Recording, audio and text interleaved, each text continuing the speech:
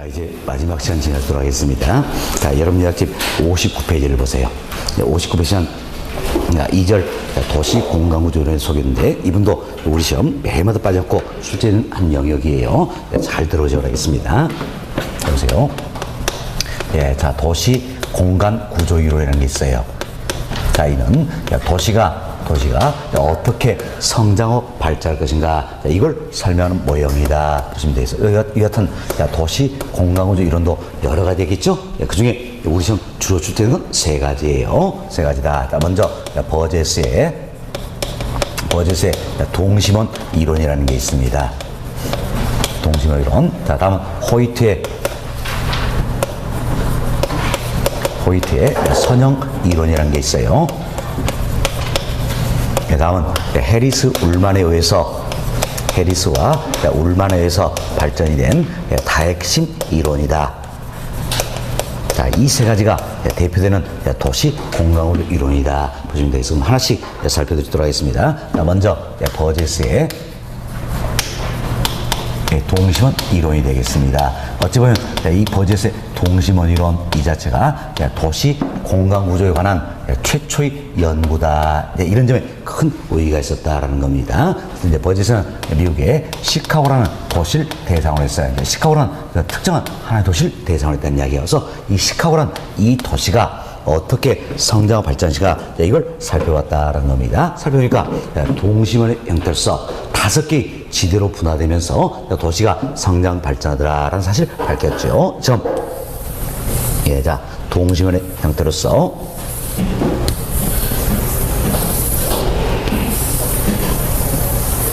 예, 5개의 지대로 분화되더라라는 겁니다. 그래서 여기를 1지대, 2지대, 3지대, 4지대, 5지대 이렇게 표현하는 거지요. 자, 1지대는 뭐가 됩니까? 중심이 되겠죠. 자, 중심 업무지구다라는 겁니다. 중심 업무지구. 자, 그래서 벌써 이제 1지대 중심 업무지구인데, 이 경우들이 1지대에서 서서히 밀려서 2지대로 넘어오는 겁니다. 그럼 저희 2지대로 넘어오는 자체가 뭡니까?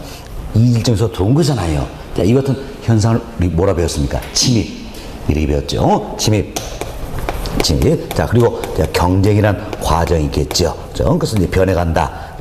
이 변해가는 과정을 우리가 뭡니까? 천이, 승계, 계승 이렇게 표현했습니다. 그래서 이제 침입, 경쟁, 천이가 이루어진다는 이야기예요. 이처럼 도시 생태학적 과정으로서 공간구조를 설명하고 있다. 도시 생태학이다. 뭡니까? 마치 도시가 살아서 움직이처럼 보겠다라는 겁니다. 그래서 이제 침입, 경쟁, 천이라는 도시 생태학 과정으로서 공간구조를 설명하고 있다는 겁니다. 그래서 이 지대는 이제 뭐가 되는 겁니까? 천이 지대가 된다 할 수 있겠죠? 또는 점이 지대다라고 표현되는 겁니다. 다음, 이 시카고라는 도시를 보니까 소수이 낮은 사람들은 공장 가까이 입주를 다녀서 3지대가 형성이 된다. 3지대는 뭡니까? 저속층 주거지대가 있고, 4지대는 어때? 고속층 주거지대가 된다. 5지대는 뭡니까? 통근자 지대가 된다는 겁니다. 자, 동심원 뜻서 5개의 지대로 분화되면서 도시가 성장 발전한다, 이 이론이에요. 그래서 동심원 이론 이것만큼은 지대 순서를 기억하셔야 되는 겁니다. 자, 1지대가 뭐가 되는 겁니까? 중심 업무지구다. 2지대는 천이 또는 점이지대, 3지대는 저속층, 4지대는 고속층, 5지대는 어때? 통근자 지대다. 그래서 지대 순서를 기억하셔야 돼요. 우리 시험 이런 걸 잘 물어본 거예요. 중심 업무지구와 저속층 주거 사이에 천이대가 위치한다. 맞잖아요. 근데 버제스 동심원 이론을 은하면. 다음, 천이지대와 고속층 주거지대. 누가 더 중심에 가깝게 입자해야 되는 겁니까? 천이지대. 다음, 저속층, 고속층 누가 더 중심에 가깝게 입자입니까? 저속층 주거지대다. 이런 것들이 우리 시험에 많이 나온다는 이야기죠. 그래서 순서를 기억하셔야 된다. 자, 1지대가 뭐라 그랬죠? 중심 업무지구. 2지대는 천이 또는 점이지대. 3지대는 저속층 주거지대. 4지대는 고속층 주거지대. 5지대는 어때? 통근자 지대다는 겁니다. 시험 이제 거주지가 분화된다는 이야기예요. 거주지 분화현상 연구를 통해서 도시 팽창이 도시 내부 구조에 미친 영향을 설명하고 있다. 이렇게 보시면 되겠습니다. 됐습니다. 다음 이제 또 이 특징을 여러분께 기억하시면 되는데, 중심에서 중심에서 멀어질수록, 즉 외곽으로 가면 갈수록, 자, 이처럼 중심에서 멀어질수록 외곽 갈수록, 자, 접근성이 이제 지대, 자, 인구 밀도, 자, 이들은 높아질까요? 낮아질까요? 낮아지겠죠? 네, 낮아진다. 사실 중심에서 때 멀을수록 접근성 더 낮아지겠죠? 질이 낮아진다는 겁니다. 또한 중심에서 멀어질수록 자, 범죄라든지 빈곤, 질병, 자, 이 같은 도시 문제는 증가합니까? 감소합니까? 감소하는 경향이 있다. 이 굉장히 큰 특징이에요. 사실 외곽을 갈수록 그때 범죄가 더 많을 것 같잖아요. 그렇지만 시카고란 이 도시는 그게 아니더란 이야기예요. 그럼 시카고 도시를 대상으로 하는 거잖아. 시카고 도시는 그게 아니더라. 시카고 도시는 외곽을 갈수록 소수이 높아지는 겁니다. 높아진다. 그래서 범죄, 빈곤, 질병, 이 같은 도시 문제는 어때? 외곽을 갈수록, 즉 중심부터 멀어질수록 감소하는 경향이 있다. 이 사실 밝혔다라는 겁니다. 자, 그리고 이 같은 버젯의 동심원 이론은 어때? 우리 지난 시간에 했죠? 튀넨의 고립국 이론을 응용한 것이다. 이렇게 보시면 되겠어요. 튀넨의 고립국 이론이다. 자, 튀넨 우리 위치 대설 설명드렸죠? 튀넨 고립국이라는 책을 썼다. 그래서 고립국 이론 이렇게 표현한다 그랬습니다. 그래서 튀넨의 이것은 고립국 이론 이 자체를 응용해서 시카고 도시에 접목시킨 것이다 할 수 있겠죠. 튀넨의 고립국 이론 이야기한다면, 도심으로 가면 갈수록 집약적 농업, 왜 갈수록 조방적 농업인데 동심원의 형태다. 동심원 지대 모델 제시에 따르잖아요. 그죠? 동심원의 지대 모델, 이걸 어떻습니까? 시카고 도시에 접목시켜서 나오게 된 게 뭡니까? 버젯의 동심원 이론이다. 이렇게 생각하시면 되겠어요. 그럼 자, 누가 누구 걸 응용한 겁니까? 버젯가 튀넨 걸 응용했다. 이렇게 생각하시면 되겠습니다. 자, 이 정도 이해하시고, 이것은 버젯의 동심원 이론은 도시 공간구조란 최초의 연구다. 자, 이런 점에 의의가 있었지만, 시카고는 특정한 하나의 도시를 대상하기 때문에 그것도 일반성이 결여되어 있다 할 수 있겠죠. 그런데 일반성을 부여하기 위해서 호이트는 미국의 142개 도시를 대상으로 봅니다. 그럼 142개 도시를 대상으로 해서 살펴본다는 이야기. 살펴보니까 자 보세요. 이것은 도시가 있다는 이야기예요. 도시가 있으면 여기에 중심이 있겠죠. 그럼 중심이 있으면 중심부터 간선도로가 하나 뚫리더라는 이야기예요. 그럼 간선 뚫리면 이 간선도로 일축을 해서 부채꼴에 방사선 형태로서 주택지대가 형성이 되더라는 이야기예요. 그래서 도시가 선형의 모습으로서 발전한다. 이 사실 밝혔다는 이야기예요. 이걸 그래서 우리가 뭐라 표현합니까? 호이트의 선형 이론이다. 이렇게 이해하는 겁니다. 결국 선형의 모습으로서 도시가 성장 발전한다. 선형 이론이다. 그래서 이제 주요 교통 노선이다. 교통망 간선 나라면 뭘 생각하면 됐어요? 호이트의 선형 이론, 이걸 노리시면 되겠지요. 됐습니다. 자, 그럼 그래서 호이트는 결국 140도시를 대신하는데 어쩌면 동심원 이론을 더 수정한 내용이다 할 수 있겠습니다. 호이트는 주택 가격의 지불 능력을 중시했습니다. 주택 가격의 지불 능력 이를 중시했다. 자, 호이트가 중시한 건 뭐였어요? 주택 가격의 지불 능력이라는 이야기예요. 주택 가격의 지불력이 높은 상류층은 주거지를 어디에 선정할 것인가? 바로 고용기가 많은 기존의 도심지역이라든지 주요 교통노사서 접근성이 양호한 이 지역에 이 지역에 주거지를 선정하는 경향이 있다. 이런 사실 밝혔다라는 겁니다. 자, 그럼 호이트의 선형이론 여기한다면 교통의 발달, 자, 이 자체는 도시 공간구조를 변화시킬 수 있어요, 없어요? 있죠. 다음 소득의 증가, 이도 도시 공간구조를 변화시킬 수 있어요, 없어요? 있다는 이야기. 우리 지금 두 가지 또 여기 답이 됐어요. 교통의 발달은 도시 공간구조 변화에 영향을 미치지만 소득은 관련이 없다. X 잘못됐죠?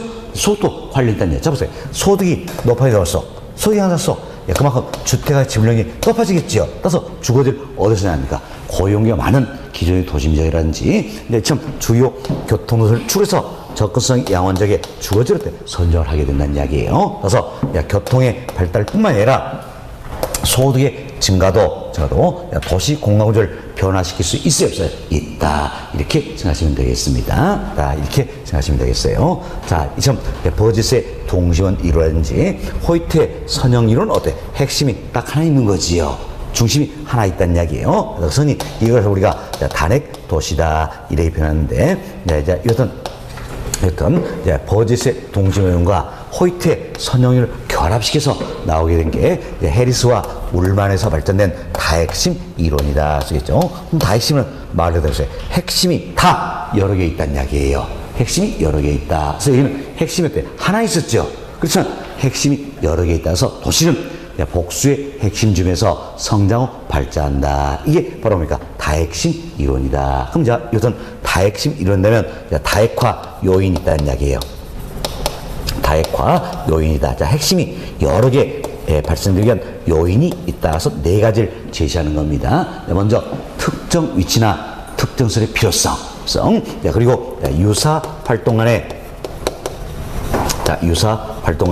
집중, 지향성이다. 또는 뭐 직접 지향성이다. 이런 겁니다. 다음, 이질 활동 간에는 입지어로 비양립성이 있어야 한다는 이야기예요. 그리고 지대 지불 능력의 차이다. 이처럼 해리스 올먼은 다핵화용으로서 네 가지를 제시하고 있다. 나머지 두 가지는 말 바꿀 게 없어요. 신경 마시고 이 두 가지만 조심을 좀 하시면 되겠습니다. 자, 유사 활동끼리는 어떻습니까? 모여야 된다는 이야기예요. 모여야 된다. 집중, 집적 지향성 있어야 된다. 그리고 이질 활동 안에는 이해관계가 상반되기 때문에 모여있으면 됩니까? 안 됩니까? 안 되겠죠? 흩어져 있어야 한다. 그래서 입지어로 비양립성이 있어야 한다. 이때 양립성에서는 마주본다 이런 의미가 있어요. 그럼 둘이 딱 마주보고 있으면 됩니까? 안 됩니까? 안 되겠죠? 흩어져 있어야 한다. 그래서 비양립성이다. 그 이야기예요. 우리 시험은 이렇게 말 바꾸는 거죠. 유사 활동 간에는 분산 지향성이 있다. 이렇게 말 바꾸는 겁니다. 그럼 유사 활동끼리는 자, 모여드는 겁니까? 흩어져 있는 겁니까? 모여든다. 잘못된 표현이 되겠지요. 그래서 유사 활동 안에는 집적 지향성이 있다라는 이야기예요. 그리고 이질 활동끼리는 어때? 흩어져 있죠? 입지어로 비양성, 즉 이질 활동이 뭡니까? 분산 된다. 그 이야기예요. 자, 우리 이제 쉽게 이런 예를 한번 들어봅시다. 자, 이것은 하나의 도시가 있어요. 도시인데 여기 이제 이 도시의 핵심이 어때? 여러 개 들어서 뭐가 필요할 것인가? 그럼 예를 들어서 여기는 교육의 핵심이고 여기는 금융의 핵심인데 참 핵심이 여러 개 들어서 해서는 뭐가 필요할 것인가? 자, 교육 이 자체가 하나의 핵심이 되기 위해서는 교육은 어때? 교육끼리 모여야 되겠지요. 또 금융 이 자체가 하나의 핵심이 되서는 금융은 어때? 금융끼리 모여야 되겠지요. 그리고 어때? 유사 활동끼리는 모여야 된다는 이야기예요. 집적이다. 이렇게 보시면 되겠습니다. 다음은 핵심이 여러 개선 교육과 금융 이 자체는 딱 붙어 있습니까? 떨어져 있어야 됩니까? 떨어져 있어야 되겠죠. 입지어로 비양립성이다. 이렇게 생각하시면 되겠어요. 생각하시면 아주 쉽게 접근할 겁니다. 그래서 두 가지만 주어지자는 이야기예요. 두 가지만. 유사 활동끼리는 어떻게? 집적 지향성이 있어야 한다. 분산이 아니라 그랬죠? 다음, 이질 활동끼리는 어떻게 된다? 입지어로 비양립성, 즉 분산 입지가 돼야 된다. 이 두 가지만 조심하시면 되겠습니다. 자, 이렇게 해서 저희들이 이제 도시 공간구조론이다. 대표적인 세 가지를 다 말씀드렸어요. 자, 이분도 여러분들이 제목 보고 좀 연상을 좀 하실 필요가 있는 겁니다. 여기서 버젯의 동심원이다. 자, 먼저 도시 공간구조론은 도시가 어떻게 성장 발전하시냐 이걸 설명한 모형이라는 이야기예요. 그럼 동심원이라는 이야기는 동심원의 형태에서 어때? 성장 발전한다. 할 수 있겠지요. 다음 선형에서는 선형의 모습으로서 성장 발전. 뭘 따라서? 주요 교통 노선. 교통망을 따라서. 다음 다핵심은 핵심이 여러 개 있다. 복수의 핵심이어서 도시가 성장 발전한다. 이렇게 생각하시고 또 흐름도 이해를 하셔야 되는 겁니다. 동심원이 최초의 연구를 할 수 있다. 했죠? 그러나 동심원은 미국의 시카고만을 대선하기 때문에 일반성이 결여있다. 그래서 일반성을 부여하게 나온 게 뭡니까? 선형이론이다. 그래서 동심원은 선형을 결합시켜서 나오게 된 게 바로 뭡니까? 다핵심 이론이다. 이렇게 해서 흐름도 이해 좀 되시면 되겠어요. 자, 그래서 이제 도시 공간구조는 다 정리해드렸습니다. 교재는 읽어보셔도 될 내용들이에요. 이렇게 보시기 바라겠고요. 자, 다음 60페이지로 넘어갑니다. 자, 60페이지는 3절 입지를 보이다 소인데 여기서는 간단하게 용어 몇 가지 정리할 수 있도록 하겠습니다. 자, 먼저 입지라는 게 있어요. 입지는 설립, 땅지 이렇게 쓰는 겁니다. 땅 위에 서 있다라는 이야기예요. 자, 보세요. 이것은 학원 하원 건물이 이렇게 땅 위에 서 있다란 이야기예요. 서 있다. 그럼 이때 학원 건물이 학원 건물이 자리 잡고 있는 이 장소가 있겠죠. 자, 이 장소를 가려서 우리가 말합니까? 입지 이렇게 이야기하는 거예요. 그래서 입지는 장소의 개념이에요. 지금 어떠한 경제 주체가 자리 잡고 있는 이 장소를 뭐라 한다? 입지 이렇게 이야기하는 겁니다. 그럼 아무 땅이나 학원 건물이 들어서면 됩니까? 안 됩니까? 안 되겠죠? 학원 건물이 들어서기 위한 여러 가지 조건들이더라. 이걸 가려서 우리가 입지 조건이다 이렇게 이야기하는 겁니다. 입조건이다. 그럼 입조건도 크게 두 가지 나눌 수 있겠죠? 자연 조건이라는 게 있고, 다음은 인문 조건이라는 게 있다. 두 가지 나눌 수 있는데, 이제 기후, 강수 이들은 어디 합니까? 자연 조건. 도로, 철도 이들 어디 합니까? 인문 조건이다. 자, 그럼 우리 인간 힘으로 다소 극복 통제는 뭡니까? 인문 조건이지요. 그러나 자연 조건은 통제 극복이 어려운 부분이다. 이렇게 생각하시면 되겠어요. 그렇죠? 이제 입지 조건을 갖춘 이 토지를 어때? 찾아야 되겠지요. 그래서 학원 건물을 짓더라도 지어야 되겠다. 지금 입지를 갖춘 이 토지를 발견한다. 찾으러 돌아다니는 게 바로 뭡니까? 입지 선정이다. 이렇게 생각하시면 되겠어요. 입지 선정. 자, 들어설 찾으러 돌아다닌다. 그럼 여튼 우리가 입지를 선정할 때는 어떤 토지의 위치를 고려할 수 있어야겠지요. 그래서 토지 위치로 크게 두 가지가 있다라는 겁니다. 그런데 하나는 절대적 위치라는 게 있어요. 절대 위치. 또 하나는 상대적 위치라는 게 있다. 이때 절대적 위치라는 것은 있는 그대로 위치를 말하는 거죠. 성이 물리적 위치다, 지리적 위치다, 자연적 위치다 표현하는 부분이죠. 그렇죠? 절대적 위치는 변할 수 있어요, 없어요? 없죠? 불변이죠. 어떤 성? 부동성 때문이다라는 겁니다. 그렇지만 상대적 위치는 상대치는 주변에 토종이 어떻느냐 여기 따라서 결정 위치를 말하는 겁니다. 그럼 주변에 토종이 어떠냐 여기 따라서 내 땅의 위치는 달라질 수 있어요, 없어요? 있죠? 그래서 상대치는 변할 수 있다. 유동적, 가변적이라는 이야기야. 그럼 잡으세요. 토지의 가치나 유용성에 영향을 미치는데 절대주체와 상대치 더 중요한 뭡니까? 상대적 위치지요. 상대치. 그래서 토지의 가치나 유용성 결정에서는 상대치가 더 중요한 역할을 한다는 이야기예요. 그렇지만 절대주체의 영향도 무시해서는 됩니까? 안 됩니까? 안 되겠지요. 따라서 우리가 입지를 선정할 때는 상대치뿐만 아니라 절대치 모두를 고려해서 입지 선정이 이루어져야 된다. 이렇게 생각하시면 모두를 고려해서 입지 선정이 이루어져야 된다. 이렇게 생각하시면 되겠습니다. 자, 다음 어떤 토지의 입조건이 마음에 들지 않는다는 이야기예요. 그래서 마음에 들면서 소유자가 입조건을 보다 더 유리하게 변화시키는 게 쉽습니까? 어렵습니까? 어렵겠죠? 그래서 입선이 중요하다라는 겁니다. 다음, 똑같은 자재와 공법으로 만드는 아파트를 줘도 어디에 입지하냐? 여기 따라서 상품의 질은 같습니까? 달라질 수 있습니까? 달라질 수 있다라는 그래서 입선이 중요하다. 이렇게 생각하시면 되겠어요. 자, 이래서 간단히 말씀을 드렸고요. 다음, 입지론이 발달한 것도 동양과 서양의 차이가 좀 있다는 이야기예요. 동양에서는 주거 입지를 중시해서 발달했고 서양에서는 주거 입지 이보다 어때? 산업 입지 중시로 더 발달했다는 겁니다. 그래서 서양에서는 산업 이전 연구가 더욱더 활발했다 할 수가 있겠습니다. 산업 입지도 농업 입지, 공업 입지, 상업 입지 이거 뜻이더라.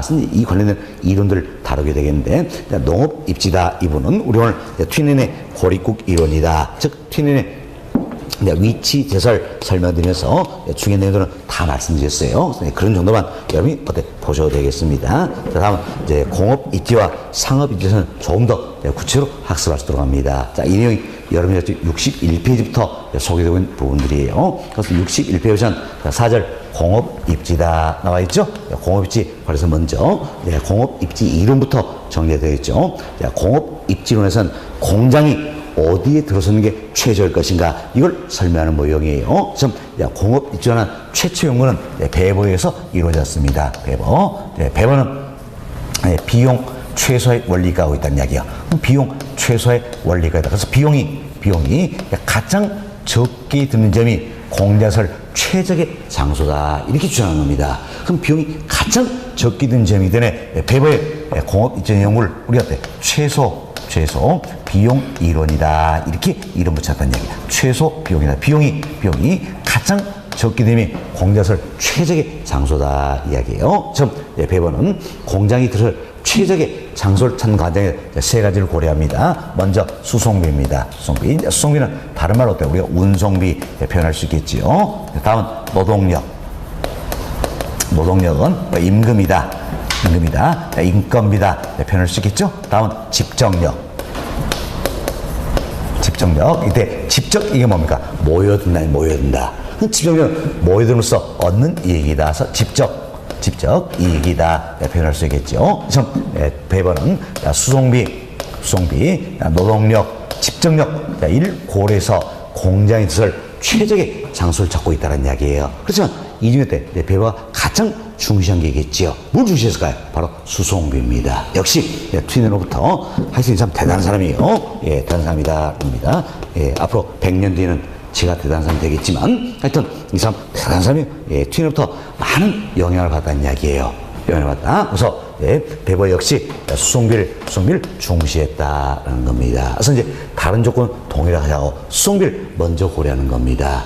수송비는 비용이잖아요. 그럼 비용은 많이 드는 것이 좋아요? 적게 드는 것이 좋아요? 적게 드는 것이 좋다는 이야기예요. 그래서 이제 수송비는 크게 두 점에서 발생하게 되는 이야기예요. 자, 원료를 싣고 공장까지 가지고 오겠지요. 이때 수송비가 발생한다는 겁니다. 자, 이는 생산과 관련된 수송비다 할 수 있겠죠. 다음 공장에서 제품을 만들어서 시장에 가져다 판다는 이야기예요. 이때도 어때? 수송비가 발생을 하게 된다. 자, 이는 어때? 판매와 관련된 수송비다 할 수 있겠지요. 그렇죠? 자, 이때 이제 수송비는 오로지 거리와 무게에 비례한다. 이렇게 가정하는 겁니다. 거리와 무게에 비례한다로 가정하고 있어요. 그렇죠? 그럼 자, 원료 산지에서 원료 싣고 공장 건데 거리가 멀수록 수송비는 많이 드는 거지요.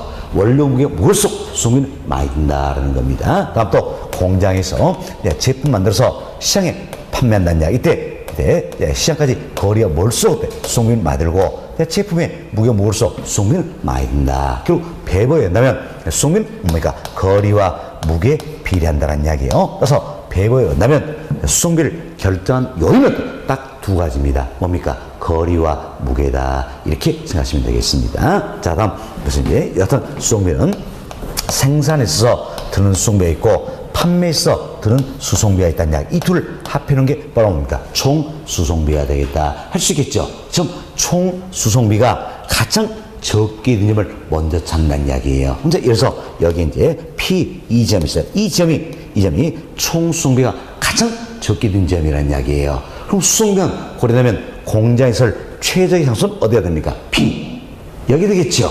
이 점 수송비가 가장 적게 된 점을 먼저 찾고 그 다음 단계로 노동력을 고려하겠다는 이야기예요. 자, 그럼 자, P점으로 여기 이제 L점이 노동력이 풍부합니다. 풍부해서 임금이 어때? 저렴하다는 이야기예요. 지금 노동력이 풍부해서 임금이 저렴해서 최적의 공업 입지는 P에서 L로 무조건 바뀔까요? 아니겠지요. 여기 이 생각하셔야 되겠어요. P 이 점이 수송비용 고려할 때는 가장 적게 든 점이라는 이야기예요. 그럼 P 이 점을 벗어나면 당연히 당연히 증가하겠지요. 맞죠? 그럼 P점 이걸 벗어나면 당연히 수송비가 증가한다는 이야기예요. 증가한다. 그럼 잡으세요. 이제 P점에서 L점 이동함에 따라서 단위당 수송비에서 30이 증가한다는 이야기예요. 그럼 30이 증가한데 임금은 L점이 P점에서 단위당 10 전략이 된다는 이야기예요. 그럼 뭐 전체적인 관점으로 본다면 L점이 비용이 더 많이 들겠지요. 더 많이 들죠. 그럼 결국 최적의 공장 입지는 P에서 L로 이동한다. 할 수 있어요? 없어요? 없지요. 그렇죠? 그렇지만 L지역이 P점에서 노동력풍에서 임금이 단위당 50 저렴하다는 이야기예요. 근데 보세요. 자, P지점보다도 L점이 수송비는 단위당 30이 더 들지만 임금이 단위당 50 저렴하다면 전체적 관점을 보면 L점이 비용이 더 적게 든 지점이잖아요. 자, 이렇게 해서 L점을 찾는다는 이야기예요. 이거 결국 이런 내용이에요. 이제 수송비가 가장 적게 된 점 먼저 찾았지요. 그리고 그 다음 단계로 노동력을 고려하는데 임금이 저렴하다서 무조건 최적이 되는 건 아니라는 이야기예요. 바로 이처럼 이제 증가하는 수송비 이걸 상쇄시킬 수 있을 만큼 임금이 저렴해야 된다는 이야기예요. 그래야 전체 비용이 더 적게 들겠지요. 이 점을 찾는 게 두 번째 단계라는 이야기예요. 그래서 세 번째로 집정력을 고려한다. 그래서 집적 이익을 최대로 얻을 수 있는 곳이 돼야 된다는 이야기예요. 자, 직접 이익은 뭡니까? 모여들면서 얻는 이익이라는 이야기예요. 그럼 모여들면서 얻는 이익은 많아야 돼요, 적어야 돼요? 많아야 되겠지요. 그렇죠? 직접 이익은 최대가 될 수 있는 점이 돼야 된다. 그래서 여러분이 이 부분도 순서를 잘 생각하셔야 되는 겁니다. 자, 먼저 이제 수송비는 비용이지요. 그래서 수송비가 가장 적게 있는 점을 찾는다는 이야기예요. 그 다음 단계로 고려한 게 뭡니까? 노동력이다. 이건 반드시 뭡니까? 증가는 수송비를 상쇄시킬 수만큼 임금이 어때? 저렴한 지역이 된다는 이야기예요. 그 다음 단계로 고려한 게 집적력이다. 집적이익은 최소입니까? 최대입니까? 최대가 된 지역이 돼야 된다. 이 같은 과정을 거쳐서 공제설 최적의 장소를 찾는 게 바로 뭡니까? 배버의 최소비용 이론이다. 이렇게 생각하시면 되겠습니다. 자, 이런 정도만 정리하시면 되겠습니다. 교재 읽어보시고요. 다음 2번 챕터입니다. 자, 2번 챕터는 별표는 없습니다. 과거에 우리 시험 꽤 잘 출제되던 분이에요. 그런데 최근에 출제되지 않고 있는 영역이다. 그래도 혹시 모르니까 한 번쯤은 말씀드립니다. 자, 공업 입지 지향성이다. 나와 있죠? 이건 이런 내용이에요. 공장이 어느 쪽에 입지한 게 유리할 것인가, 이걸 설명하는 모형이에요. 그럼 자 보세요. 먼저 수송비 관련해서 수송비는 적게 들어야 되겠지요. 그럼 자, 원료 산지 가까이 입지하면서 수송비를 줄 수 있다면 공장은 어느 쪽으로 가야 됩니까? 원료 쪽으로 가야 되겠지요. 좀 원료 가까이에 공장이 입지하고자 한다. 이 같은 걸 우리가 뭡니까? 원료 또는 자원 지향형이다. 이렇게 표현하는 겁니다. 원료 또는 자원 지향형이다. 표현해요. 다음, 시장 가까이 입지하면서 수송비를 더 줄 수 있다면 공장은 어느 쪽으로 가야 됩니까? 시장 쪽으로 가야 되겠지요. 시장 쪽으로. 이걸 해서 시장 지향형 또는 어때? 소비 지향형이다. 이렇게 표현을 한다라고 보시면 되겠습니다. 됐습니다. 자, 그럼 우리는 이제 수송비 관련해서는 크게 원료 지향형, 시장 지향형이 있다. 이렇게 생각하시고, 원료 지향형을 선호할 건지 시장 지향형을 선호할 건지 이게 이제 비교가 되시면 되겠습니다. 자, 먼저 원료에도 크게 두 가지 했다는 이야기야. 그런데 하나는 편제 원료라는 게 있습니다. 편제 원료 또는 국지 원료다. 이렇게 표현하는 겁니다. 다음은 보편 원료라는 게 있어요. 보편료. 자, 이건 읽고 놓읍시다. 편제 원료는 말 그대로 편중되어 있다는 이야기예요. 그럼 편중되어 있다는 이야기는 특정지에 가야만 구할 수 있다는 이야기. 자, 생각해보세요. 석회석, 철광석, 이와 같은 아무 데나 있을까요? 아니죠. 특정지에 가야 구할 수 있는 원료다. 이걸 해서 우리가 편제 원료다. 이렇게 표현하는 겁니다. 참, 편제 원료를 취급하는 공장이나 산업은 결국 어느 쪽으로 가야 유리할까요? 원료 쪽입니까? 시장 쪽입니까? 원료 쪽. 그래서 이런 원료 지향형을 선호한다. 이렇게 생각하시면 되겠어요. 다음, 보편 원료라고 했어요. 보편은 원료 때 보편 쪽 널려 있다. 보편이 널려 있다. 그럼 전국 어디선지 구할 수 있는 원료라는 이야기예요. 그래서 공기 어디서 구할 수 있잖아요. 이 같은 게 보편 원료다. 그럼 저것은 이제 공장이 여기 들어서도 구할 수 있고 여기 들어서 구할 수도 있다는 이야기예요. 그죠? 따라서 원료를 싣고 공장 가운데 수송비는 발생이 된다, 안 된다? 안 된다. 아무데서 구할 수 있으니까. 그럼 자, 판매에서 수송비가 발생이 되는 거죠? 그럼 수송비를 주는 공장은 어느 쪽으로 가야 됩니까? 시장 쪽으로 가야 되겠다. 그래서 이때는 시장 지향형을 선호한다. 이렇게 보시면 되겠습니다. 다음은 원료 지수라는 게 있어요. 원료 지수. 자, 원료 지수는 이렇게 구하는 겁니다. 제품의 무게는 중량이에요. 제품 무게에 대한 편제 원료의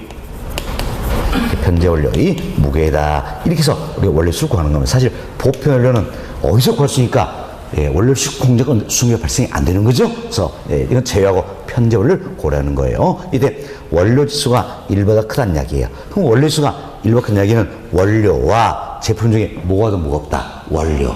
그럼 수송비를 주에서는 당연히 공장은 원료 쪽으로 가야 됩니까? 시장 쪽으로 가야 됩니까? 원료 쪽으로 가야 되겠다는 이야기예요. 그래서 원료 지향형을 선호한다. 자, 그럼 원료 지수가 1보다 크는 이야기는 이런 얘기죠. 원료는 무거웠습니다. 무거운데 제품 만들어놓으니까 어때?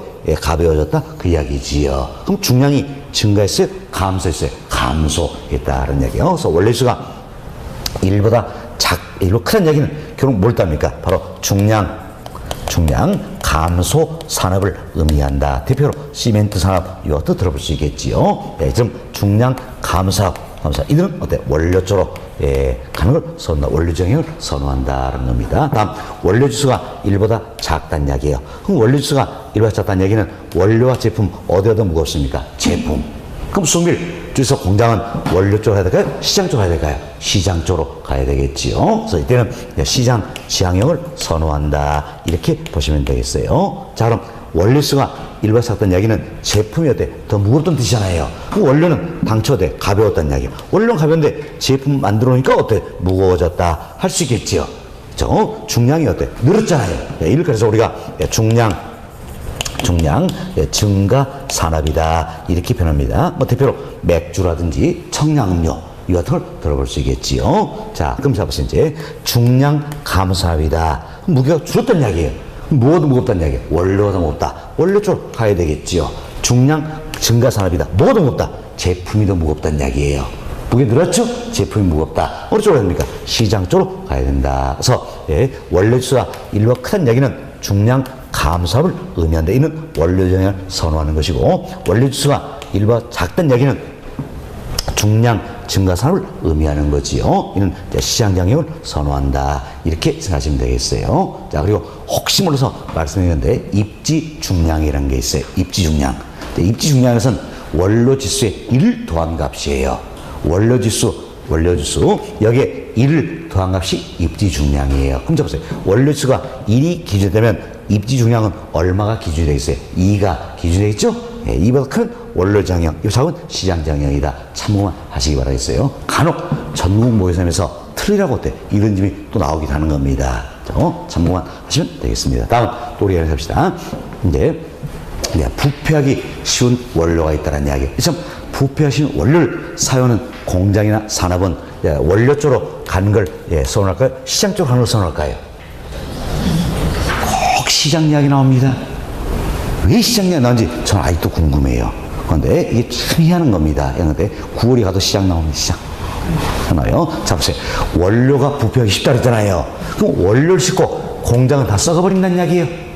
공장을 쪽으로 가야 됩니까? 원료 쪽으로 가야 되겠죠? 뭐 대표로 버터, 치즈, 생선, 통조림. 이 같은 것들이다. 이 생각하시고, 지금 원료의 부패가 심하다. 어느 쪽으로? 공장, 어느 쪽으로? 원료 쪽으로. 그래서 원료 지향형을 선호한다는 이야기. 다음, 반대로 완제품의 부패가 심하다는 이야기예요. 완제품의 부패가 심한 이야기는 뭡니까? 유통기한이 짧다는 이야기잖아요. 빨리 팔아야 되겠죠? 어느 쪽으로 됩니까? 시장 쪽으로. 그래서 시장 지향형을 선호한다. 대표적인 게 제빵, 두부, 이 같은 산업이 되겠다. 다음, 완제품이 파손되기 쉽다는 이야기. 유리, 이 같은 경우, 이도 어느 쪽으로 해야 됩니까? 시장 쪽으로 해야 되겠죠? 시장 장형을 선호한다. 이렇게 보시면 돼요. 다음, 중간재나 완제품을 생산한다는 이야기예요. 그럼 중간재, 완제품, 이 같은 경우에는 비교적 원료와는 거리가 멀겠죠? 그러면서 따라서 어느 쪽으로? 시장 쪽으로 가는 게 유리하다. 시장 장형을 선호한다. 이렇게 생각하시면 되겠어요. 자, 이렇게 해서 저희들이 여러 가지 예를 통해서 원료 가까이의 입장을 선호할 것인가, 시장 가까이 입장을 선호할 것인가 비교를 해봤습니다. 이런 정도만 생각하시고 다음 페이지 한번 넘겨보세요. 넘겨보시면 자, 여러분 요약집 62페이지예요. 자, 60페이지 상담시간 적환 지점이다라는 게 있어요. 이건 15회 시험 때 딱 한 번 출제했던 부분이에요. 출제했는데 이건 우리가 이제 이렇게 이해를 해봅시다. 자, 우리나라는요 원자재가 아주 부족한 나라잖아요. 그렇죠? 그럼 대부분의 원자재를 해외에서 수입한다는 이야기예요. 해외에서 수입하는데 주요 교통수단이 뭘까요? 배죠, 배. 배로 수입을 해온다는 이야기에서 배가 항구에 도착합니다. 그럼 항구에 도착해서 다시 어떻습니까? 이 원자재를 공장 싣고 가야 되겠죠? 또 주로 이용해 뭡니까? 철도, 기차, 이제 주요 운송상이 되겠다. 이렇게 보시면 돼요. 자, 그러면서 이제 배에서 기차, 운송수단이 바뀐 점이 바로 뭡니까? 항구가 되겠지요. 이걸 그래서 우리가 뭐랬습니까? 이적 지점이다. 또는 적환 지점이다. 이렇게 표현하는 겁니다. 자, 그럼 여기에서는 다시 어때? 배에서 내렸고 기차 실어야 되겠지요. 이적병이 있다는 이야기야. 이걸 줄일 수 있다라면 여기 어때? 공장에서 아주 좋은 장소가 되겠지요. 그래서 사실 우리나라에 항구체 공장이 많은 이유가 바로 여기에 있는 것이다. 이렇게 생각하시면 되겠어요. 그래서 동원의 1번 한번 보세요. 1번. 자, 적환 지점이란 원료나 제품의 수송수단이 바뀐 점을 말하며 이적 지점이란다. 우리나라의 대표적인 어디입니까? 항구. 동아래 2번. 원료 제품의 수송수단이 바뀜에 따라 원료 제품 수송비가 급격히 증가하는 경우 적환점은 이적 비용을 줄일 수 있어 수송비 절감 효과가 크기 때문에 공장 입지 어때? 유리하다 할 수 있겠죠. 이런 정도만 이런 게 있구나 한번 들어봤다 생각하시고 참고하시면 되겠습니다. 자, 이래서 저희는 수송비 관련해서는 다 이야기를 드렸고요. 다음은 노동력 관련해서 한번 살펴봅시다. 흔히 노동 집약적 산업이 있다는 이야기예요. 또한 미승용공을 많이 사용하는 산업이 있다. 값싼 노동력을 필요로 하는 산업이 있다는 이야기예요. 자, 이들은 어디에 위치하고자 합니까? 바로 노동력이 풍부해서 임금이 저렴한 적이 입자하고자 한다는 이야기예요. 자, 이와 같은 유형을 가서 우리가 노동지향형이다 이렇게 표현하는 겁니다. 노동지향 대표로 우리 같은 경우에는 섬유, 의류, 신발 이와 같은 걸 들어볼 수 있겠지요. 자, 다음 집정력 관련해서 무엇이 수송비가 즉 운송비가 차지하는 비용은 적다는 이야기예요. 그렇지만 기술 연관성을 높이며 계열화되어 있다는 이야기예요. 그럼 여튼 모여들면서 얻는 일이 있겠죠? 모여든다는 겁니다. 또한 기술이나 정보시설 원료 등의 공동 이용을 통해서 비용 절감 효과를 얻을 수 있다는 이야기예요. 비용 절감을 얻기 위해서 모여야 되겠죠? 모여든다. 지금 모여드는 게 유리하다. 이 같은 걸 가려서 우리가 집적 지향형이다 이렇게 표현합니다. 우리나라의 가장 대표적인 예가 석유화학공업이에요. 한번 생각해보세요. 이제 석유화학 이 같은 경우는 하나의 아예 단지가 조성이 돼버리잖아요. 그래서 연관된 산업들이 그쪽 다 몰려있다는 이야기예요. 자, 이 같은 게 집적지향형이다 이렇게 생각하시면 되겠어요. 자, 이렇게 해서 저희들이 이제 수송비 관련해서 원료 지향형, 시장 지향형 비교를 해드렸고, 다음 노동력 해서 노동 지향형, 집정력 해서 집적 지향형 이분을 이야기해드렸습니다. 이런 정도 이해가 좀 되시면 되겠어요. 자, 이렇게 해서 저희들이 이제 공업입지 여기까지는 다 정리해드렸습니다. 그리고 다음 5절로 넘어갑니다. 5절은 상업 입지다. 소위 오늘 간단히 1번째 상권만 정리해 드릴 겁니다. 먼저 우리가 이제 상권이다. 이 표현인데 상권은 뭡니까? 고객이 존재한 지역이지요. 그래서 고객이 존재해서 흔히 우리가 이제 뭐라고 표현합니까? 배우지 이렇게도 표현한다라는 겁니다. 그래서 이제 배우지 이 표현하면 우리는 뭘 돌리면 되겠어요? 상권. 그럼 자, 상권은 고객이 존재한다 했어요. 그럼 고객이 존재하니까 이로부터 매출이 발생할 수 있겠지요. 그래서 매출이 발생하는 구역을 정의하는 공간 개념 이 자체가 뭐가 된다? 상권 이렇게 생각하시면 되겠습니다. 자, 다음 양고래 2번이에요. 자, 일반적으로 상품이나 서비스의 종류에 따라서 상권의 규모는 어때? 달라진다 할 수 있겠죠. 그래서 우리가 이거 비교해 봅시다. 근데 자, 이제 밍크코트가 있어요. 밍코트. 자, 그리고 우유가 있습니다. 우유. 밍코트는 사러 어디 갑니까? 슈퍼 갑니까? 아니겠죠. 백화점 간다라는 이야기예요. 다음 우유만 딸랑 사러 백화점까지 가지 않겠죠? 그래가지고 슈퍼에서 구매를 한다라는 이야기예요. 밑에 구입 빈도를 한번 봅시다. 구입 빈도. 자, 밍코트는 자꾸 사는 겁니까? 아니잖아요. 물론 자꾸 사고 싶겠지요. 그렇지만 자꾸 사는 건 아니란 이야기예요. 그래서 구입 빈도가 낮다. 그렇지만 우유는 어때? 자꾸 사잖아요. 구입 빈도가 높다. 이렇게 표현될 수 있겠죠. 다음 상권의 규모를 한번 따져보자는 이야기예요. 자, 백화점과 슈퍼 상권의 규모를 따져보자. 백화점은 상대로 상권의 규모는 어때? 더 크다는 걸 알 수 있겠죠. 다음 슈퍼는 상권의 규모는 더 작다는 이야기죠. 재화나 서비스의 구입 빈도가 낮으면 낮을수록 상권의 규모는 어때? 오히려 커진다는 이야기예요. 커진다. 그리고 구입 빈도가 높을수록 상권의 규모는 어때? 작아진다. 그래서 구입 빈도와 상권 규모 이 사이는 어떤 관계가 있습니까? 반비례 관계에 있다. 이렇게 이해하시면 돼요. 사실 이제 우유 예처럼 고객들이 자꾸 사는 건 어때? 상점들이 고객 가까이 있어야 되겠죠. 그래서 여기도 있어야 되고 고객 가까이 있어야 여기도 고객 가까이 있어야 된다는 이야기예요. 그럼 한 상점이 차지하는 상권의 규모는 커질까요? 작아질까요? 작아지겠죠. 그렇죠. 그래서 이미 이렇게 생각하세요. 상권 서비스의 구입 빈도가 높을수록 상권 규모는 커집니까? 작아집니까? 작아진다. 그럼 반대로 상품 서비스의 구입 빈도가 낮을수록 상권 규모는 커진다. 이렇게 이해하시면 되겠습니다.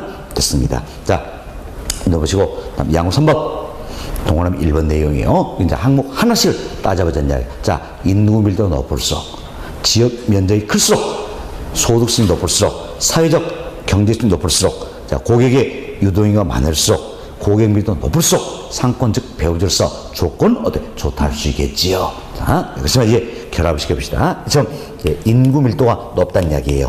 인구 밀도는 높지만 고객 밀도가 낮더라. 자, 이는 좋은 상권이라 볼 수 있어요? 없어요? 없다라는 이야기. 쉽게 이해하세요. 인구 밀도 높다는 이야기는 이적일 때 사람들이 바글바글거린다는 이야기예요. 그러면 고객 밀도 낮다는 이야기는 내 가게 찾은 사람이 없다라는 이야기. 아무리 설명만 해야 내 가게 찾은 사람이 없다면 좋은 상권이다. 할 수 있다 없다? 없다. 이렇게 아주 쉽게 생각하시면 되겠습니다. 그럼 좋은 상권이 되기 위해서는 결국은 고객 밀도 역시 어때? 높아야 되겠죠? 됐습니다. 다음, 자, 이것은 상권의 범위 이 자체도 항상 고정됐을까요? 변할 수 있을까요? 변할 수 있다. 유동적, 가변적이다 생각하시고 다음 페이지 상담 봅시다. 상담 보시면 상권의 획정 방법이다라는 게 있어요. 자, 이제 입지와 용도가 정해지면 그에 따른 상권을 획정한 접근법에도 업종에 따라서 세 가지가 있다는 이야기예요. 자, 일단 공간 독점법, 다음 시장 침투법, 자, 분산시장 접근법이다. 이렇게 해서 세 가지 접근법이 있다. 이렇게 보시면 되겠습니다. 자, 이건 우리가 이제 이런 생각을 해봅시다. 그래서 근데 자, 여기에 LG 25시 편의점이 있어요. 편의점 바로 옆에 또 LG 25시 편의점 개점할까요? 아니겠지요. 최소한 일정 공간을 띄운다는 이야기예요. 띄운다. 그래서 이제 여기에 LG 25시 편의점이다. 즉 일정 공간 띄운다는 이야기예요. 따라서 여기는 LG 25시 편의점. 여기는 LG 25시 편의점은 이 공간은 어떻습니까? 독점한다. 할 수 있겠죠. 이래서 상권을 구획하고 획정을 해볼 수가 있다는 겁니다. 이게 바로 뭡니까? 공간을 독점한다. 공간 독점법. 독점법. 그래서 동네 2번 한번 봐보세요.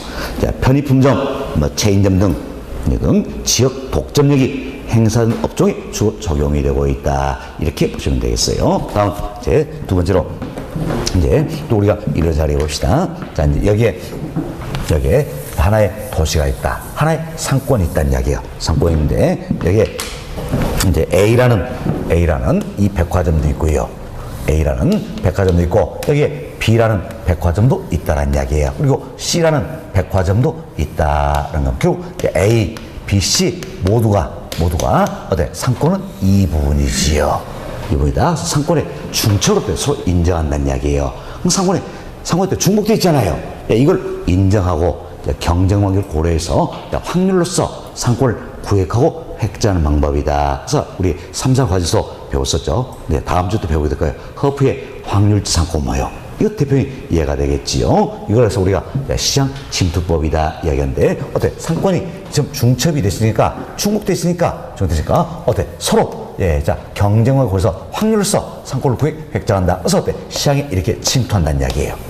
침투한다. 그래서 시장 침투법 이렇게 그냥 편의상 생각하시면 되겠습니다. 자, 다음 고급 가구점이 있다는 이야기예요. 그럼 고급 가구점 이 같은 경우에는 모두가 다 살려고 하는 거 아니겠죠? 특정 수요 계층이 있다는 이야기예요. 그럼 어때? 그 같은 특정 수요 계층이 있는 쪽으로 상점이 가야 될 거 아닙니까? 그럼 어때? 분산되겠지요. 그래서 어떻게 분산시장 접근법이다. 이렇게 보시면 되겠어요. 그래서 여기 동남이 2, 3, 4번 넣어드렸는데 읽어보시고 이렇게만 생각하세요. 자, 이건 업종에 따른 분류 방법이에요. 크게 세 가지다. 공간 독점법, 시장 침투법, 분산시장 접근법이다. 이렇게 생각하시고 자, 우리 이야기했죠. 편의점 이 같은 경우는 공간을 독점한다. 공간 독점법. 백화점 이 같은 경우는 상권이 중첩되어 있다. 자, 침투하자. 시장 침투법. 다음 고급 가구점 이 같은 경우에는 특정 수요층을 대상한다. 흩어진다. 분산 시장 접근법이다. 아시겠죠? 네, 이렇게만 생각하시면 되겠어요. 자, 편의점 어디에 나왔죠? 공간 독점법. 백화점은 시장 침투법. 다음 고급 가구점 이 같은 경우는 분산 시장 접근법. 아시겠죠? 예, 이런 정도는 정리하시면 되겠습니다. 자, 이렇게 해서 저희들이 이제 1번 챕터는 상권 여기까지는 정리를 다 해드렸어요. 오늘은 여기까지 말씀을 드리고 다음 주에는 상업 입지론 여기서부터 이야기 좀 듣도록 하겠습니다. 자, 오늘 저희들이 말씀 내용도 다소 쉬운 분도 있지만 어려운 좀 많았던 부분이에요. 특히 지대이론, 도시공간구조론 이런 분들한테 반드시 기억을 좀 해놓으셔야 된다. 아시겠죠? 꼭 복습 부탁드리고 다음 주에 더 좀 어서 뵙도록 하겠습니다. 수고하셨습니다.